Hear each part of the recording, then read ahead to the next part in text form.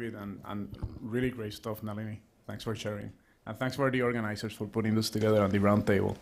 So my name is Daniel Colon Ramos. I'm an associate professor at Yale University, and my full-time job is to understand how neural circuits develop. So I'm a basic scientist. I actually work on neural circuits, but I do so in a tiny nematode called C. elegans. So very, very basic research.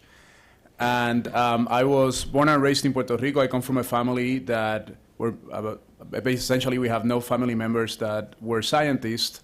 So the first people that I had to explain science to were my family members. Why did I want to become a scientist? Why didn't I want to be a doctor? Things like that.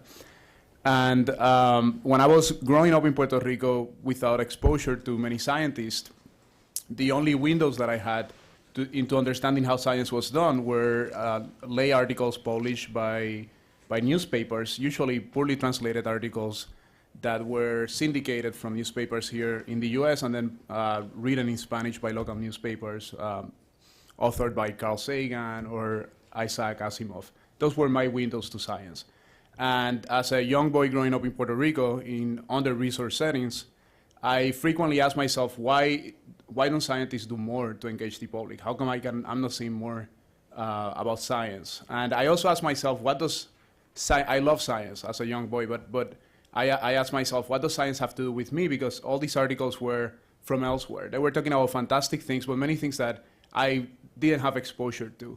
And just to give you an example, like they're beautiful. Puerto Rico is a tropical rainforest. There are beautiful examples in Puerto Rico about a lot of natural things that will inspire anybody to pursue a career in science.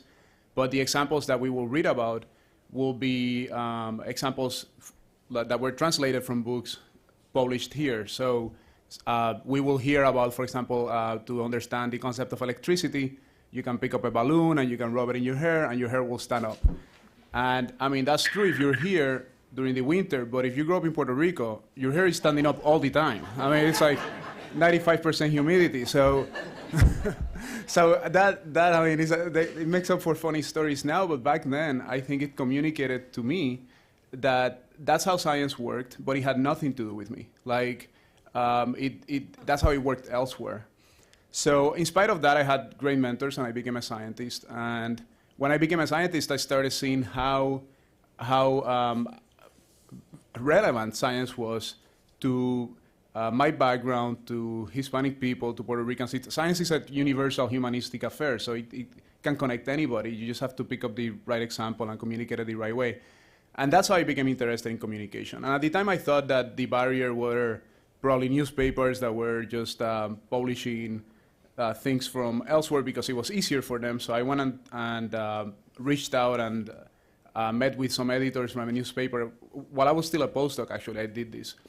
And the newspaper editor told me, well, actually, we would love to publish more from scientists, but we don't get any content. And when we get content, it's incredibly inaccessible. It's boring, it's very precise, it's very high level, and scientists don't understand how to communicate these things. And I said, well, this is actually very easy. I can just do this, I'll provide some content. And I started writing for the newspapers, and I realized that it was actually much harder than I thought.